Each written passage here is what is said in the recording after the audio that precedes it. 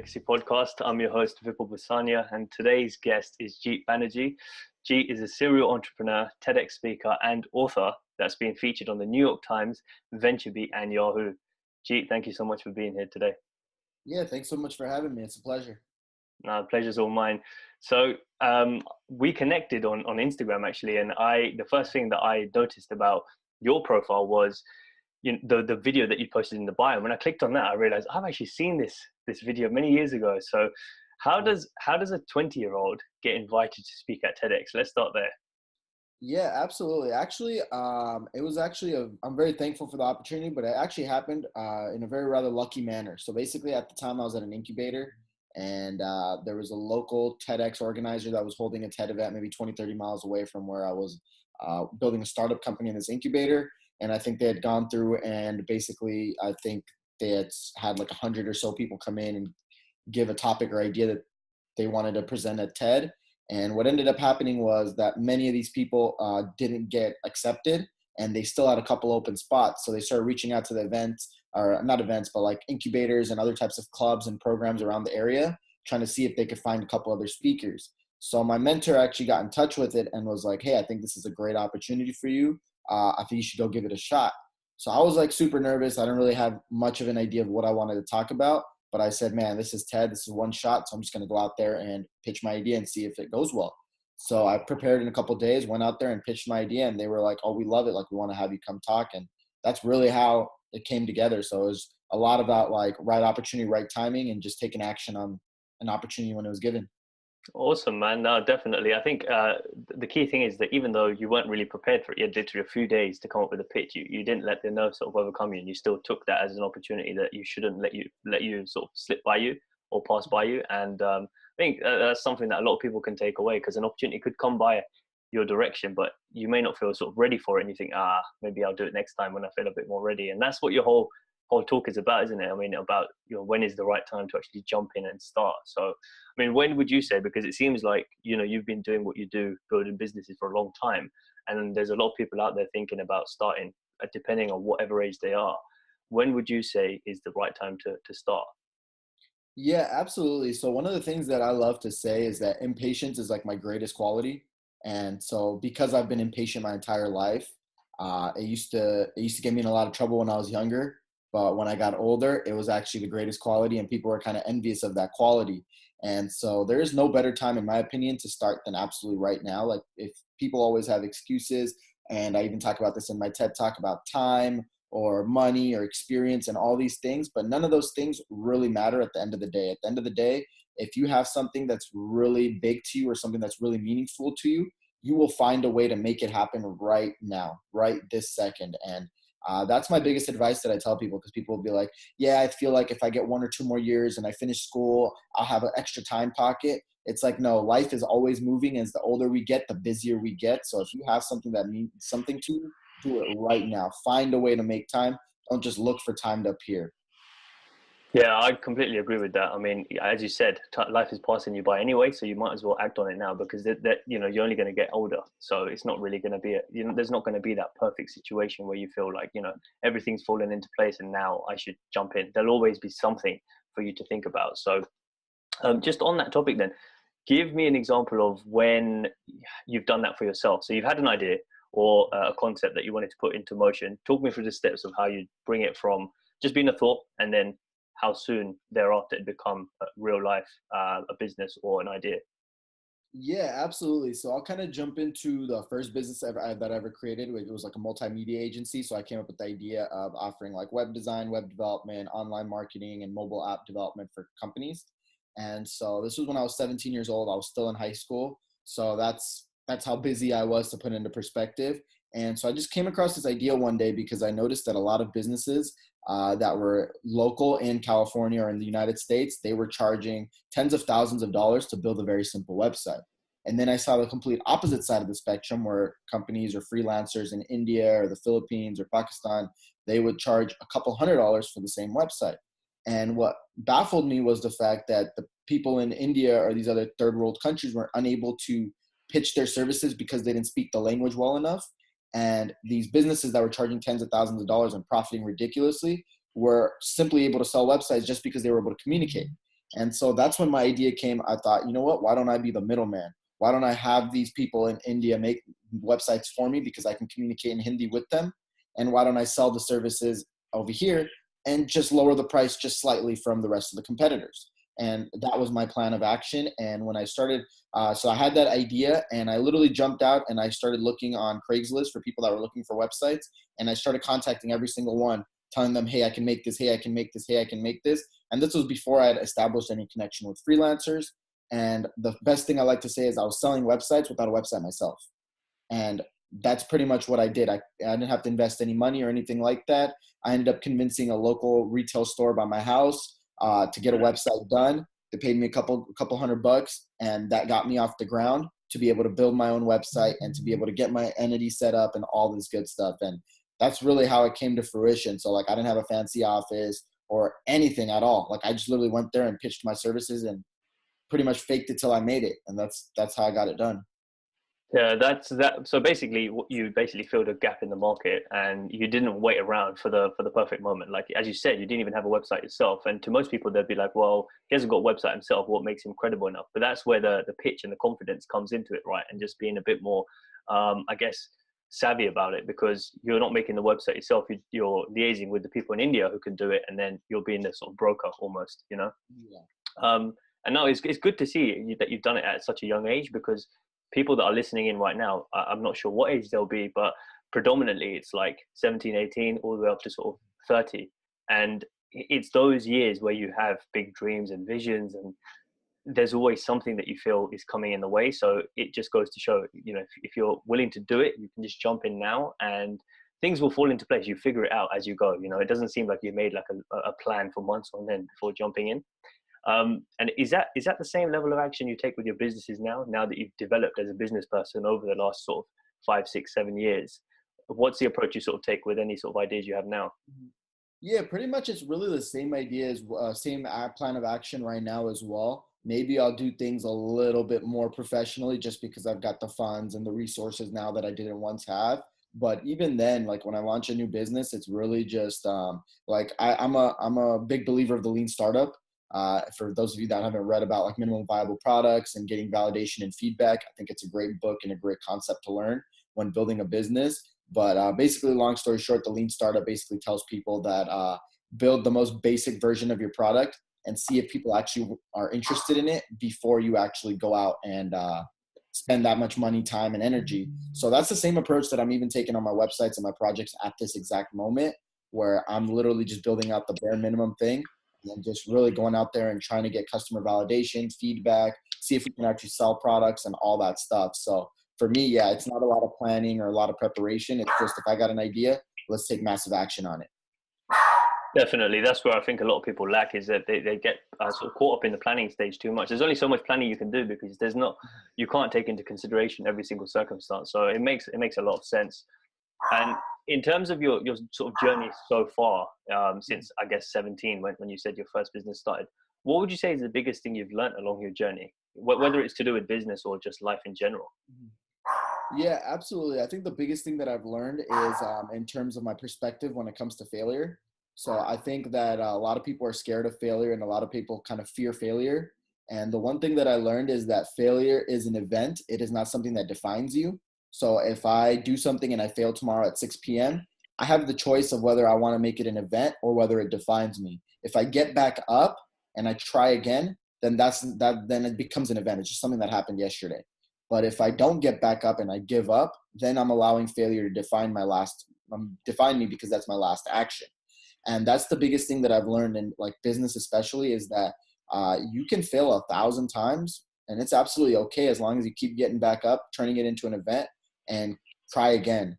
And in business, you only have to be right one time. And that's the key thing. You can fail thousands of times, but if you're right one time, that one time can allow you to change the world or make a ton of money or impact something great or disrupt an industry. And that's the greatest piece of advice that I will give other entrepreneurs, especially young ones, because it can get very challenging when you keep failing and keep getting knocked down every few times. But just look at the broad scope of things and the big picture. Like, you only got to be right once. Yeah, I've experienced that myself. Definitely, is when we first started my own business about a few years ago. It's like iPhone applications, and I was liaising with people in India, developers, to get this done. And I felt, I'm putting in so much money, but I'm not really getting a return on the investment straight away. And my mindset was very, I would say, immature at the time, when I thought, if this fails and I lose the money, then I'm going to quit business altogether, because I expected it to win. I expected to win the first time, and it's not, simply not the case. The whole reason you failed, the way I see it, is there's it's a stepping stone to the next project, to your eventual success. You have to learn along the way. There's always a journey involved, so you can't just hope that the first idea you have will be the one that is the hit. And there is no overnight success, is there? So I just saw it as part of the same journey. So talking about failure, I mean, give me a bit of an insight in terms of the stuff that hasn't worked for you and how you coped with it at the time. Yeah, absolutely. So, one project that I could discuss about. So, like, I know nothing about music, but I had this idea that I thought would impact artists and creators of music. So, I decided to create basically this platform where I thought it was like a platform for fans to be able to promote artists, and artists in exchange would kind of pay fans to share their music and stuff like that. So, I thought I had this great idea. And the big mistake that I made with this concept was that, one, I jumped into an industry I know nothing about, and I didn't do enough research on it.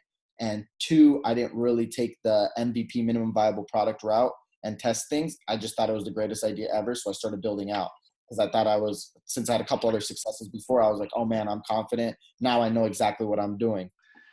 Turns out I absolutely did not know what I was doing. So the concept was a complete failure. We wasted a ton of money. We even got a patent on it, spent about like 10 to 15 grand on a patent, spent about like 25 grand on a website.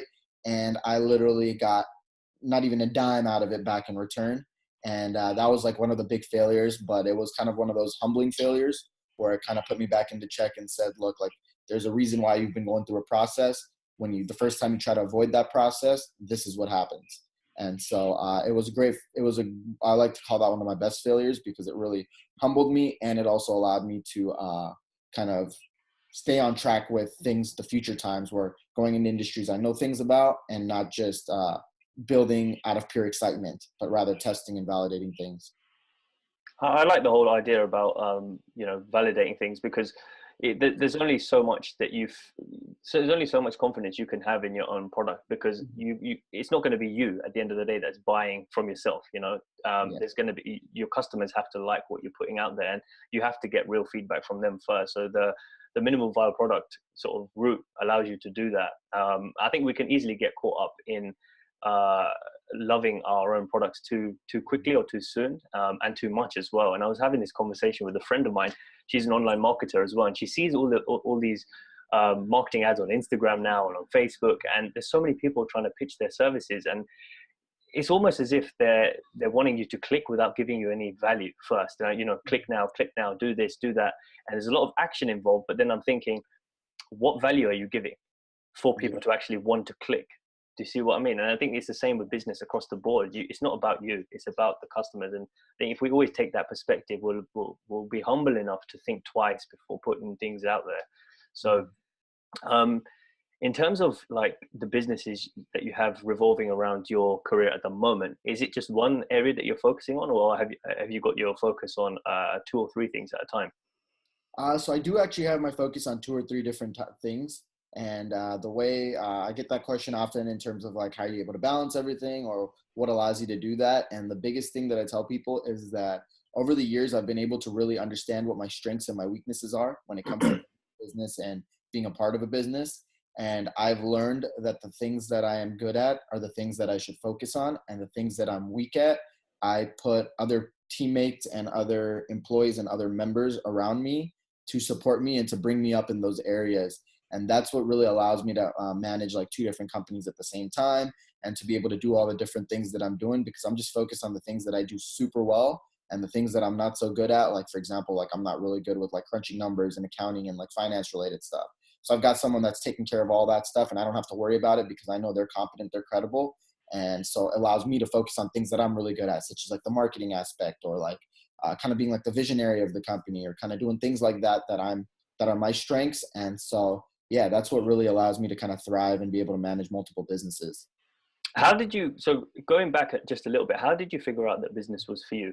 I mean, a lot of people find it difficult to find out, what is it in life that I actually want to do and be committed to. It seems like you've been committed to business since you were in school, and that's a great thing, to find out so early on what it is you want to pursue. But a lot of people don't know. So I don't know if you've been asked this question before or if you've thought about it yourself with friends and family. But how would you answer that to someone who's maybe in their 20s or even their teen years and they're really unsure as to what they should do next? Yeah, absolutely. So for me, what ended up happening, so I grew up in a very traditional Indian family. So my parents wanted me to go out and get a job, and they didn't want to pay for like my fun activities and things like that when I was about like 14, 15. So I ended up going and getting jobs and doing all kinds of different jobs, from like tutoring to telemarketing to door-to-door sales to answering phones, being an assistant. So I did all these different jobs over about 2 to 2.5 years. And so what ended up happening is I took about 12 jobs in 2 years, and I was either getting fired or quitting from every single job. And after the 12th one, I realized that I was unemployable. And this was when I was 17 years old. And my entire plan in life was, oh man, I'm gonna graduate from high school, go to a good college, study business, get a good corporate job, and life is gonna be perfect. But here I was, unable to work 3 to 4 hours a day for 5 days a week after school because I wanted to just like shoot my brains out after 3 to 4 hours at working for somebody. And so then I started getting worried about myself, and I was like, okay, let me see why I feel the way that I do. So and like I said, I've always been like someone to take action on things. So I start doing some research, and I start finding out that Richard Branson and Elon Musk and a couple of other entrepreneurs felt the same way. And so I started resonating with what they had to say. And then I was like, all right, let me see what these guys do. And then I saw, oh man, these guys are business owners, or these guys are entrepreneurs. And that's when it hit me, was like, oh, I think I'm made to be an entrepreneur. And so for me, or the best advice that I can give people is that honestly just comes down to trying everything. Like if you think you're into marine biology, for example, go do something marine biology related. I guarantee you within a month, you're going to find out if it's for you or not. It doesn't take too long to figure out if something's for you or not, because if it feels like work to you, you're doing the wrong thing in life. But if it doesn't feel like work, like I couldn't stand working or tutoring a kid for 3 hours, but I can work 20 hours in one day right now and I won't blink twice. So those are just kind of like the signs that you'll get early on. And you'll kind of really, if you're looking at the clock and trying to figure out what time you get off, then you got a problem with what you're doing.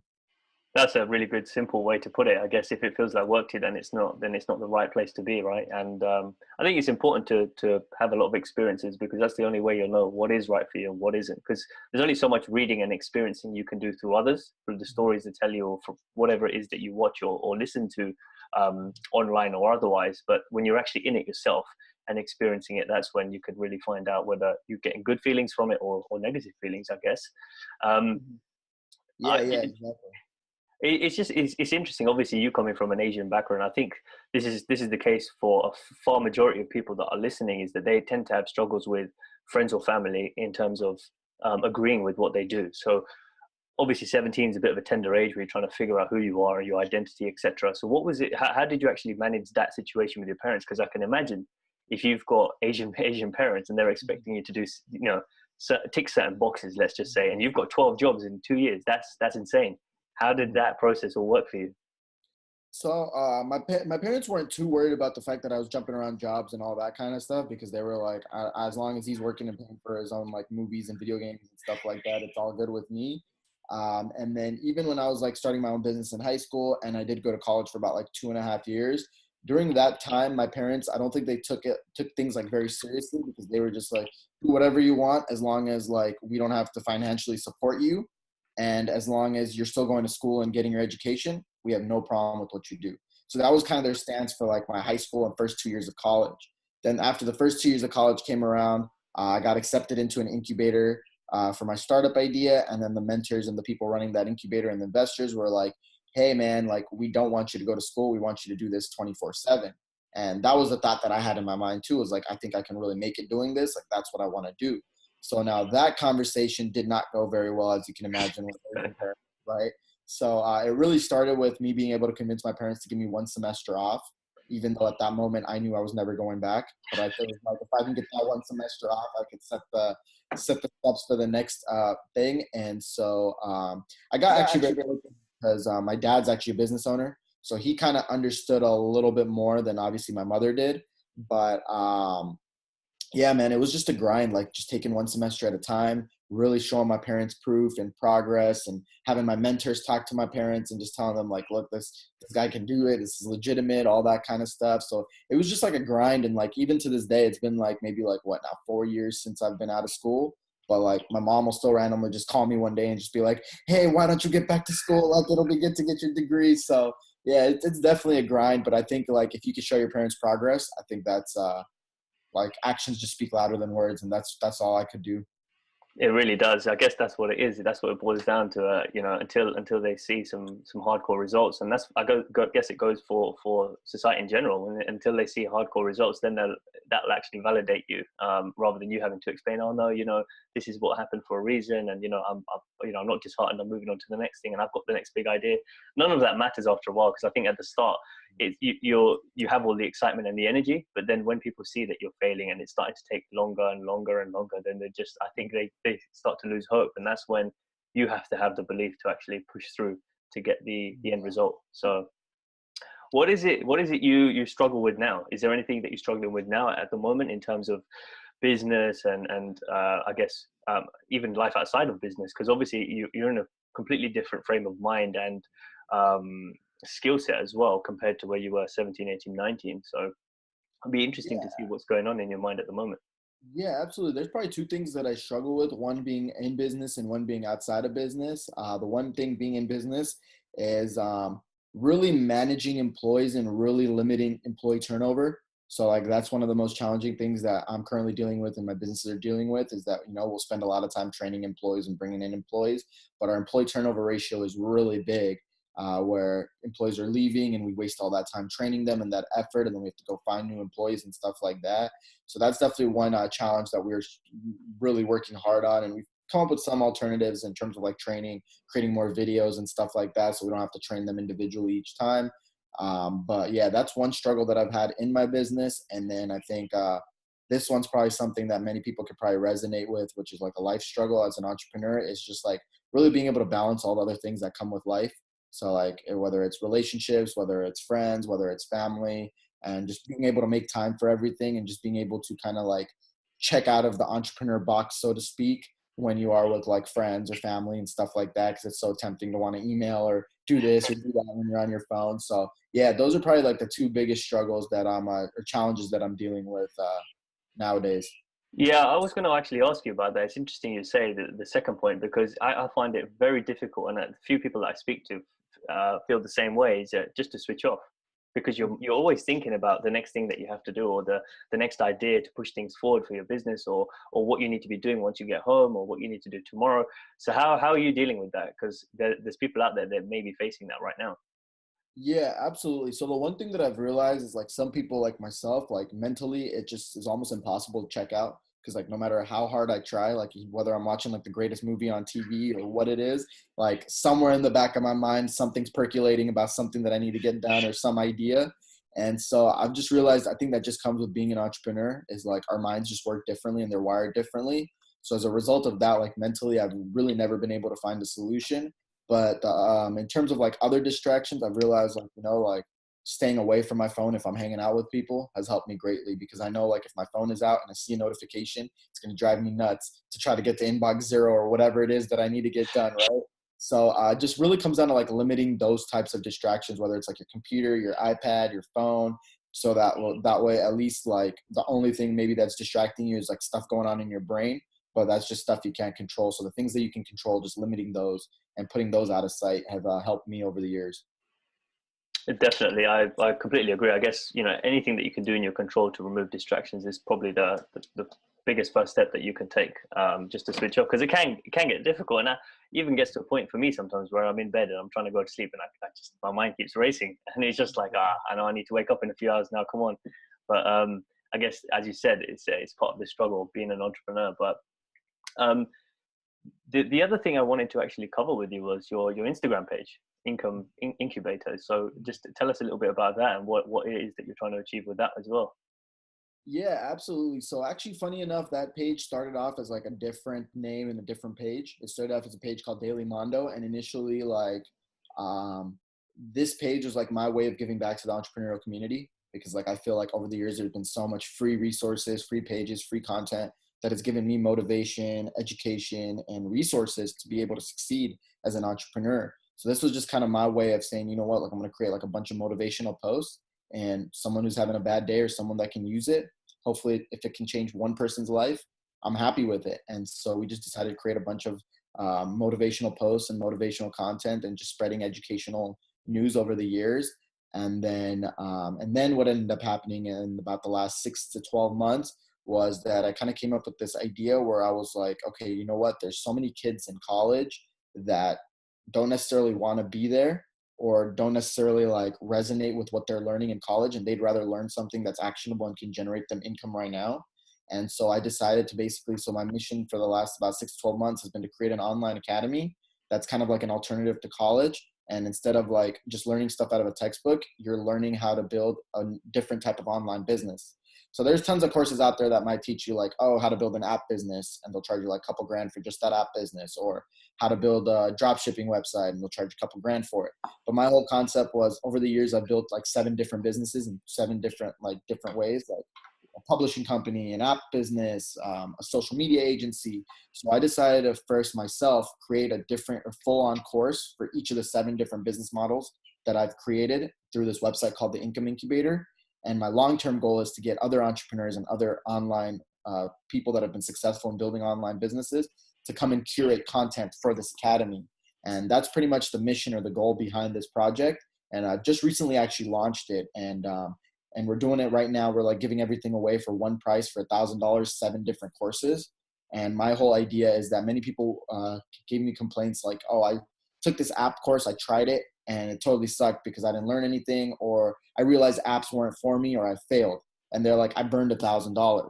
And I feel really bad because it's turning someone away from entrepreneurship when it shouldn't be, because they should be able to recognize that there's tons of failures out there, but because it's so high priced, people never want to take a chance again. So the whole concept with this is you get 7 different business courses to start.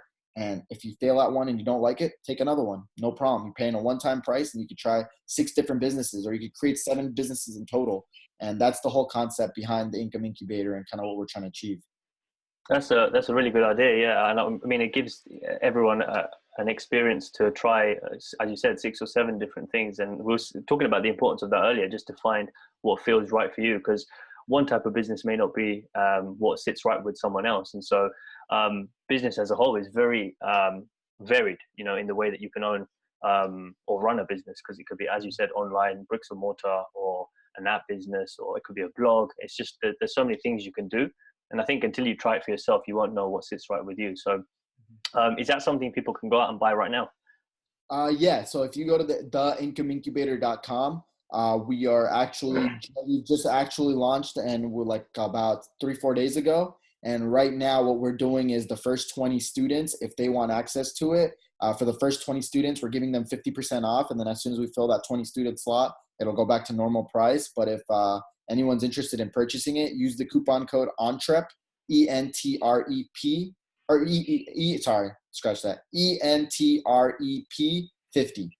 And they'll be able to save 50% off and get the course for about like $500. Awesome, man. I'll put the link for that in the show notes as well. So if people are interested, they can check it out and reach out to you. Do you have a personal page on Instagram as well, where people can sort of follow or see your journey?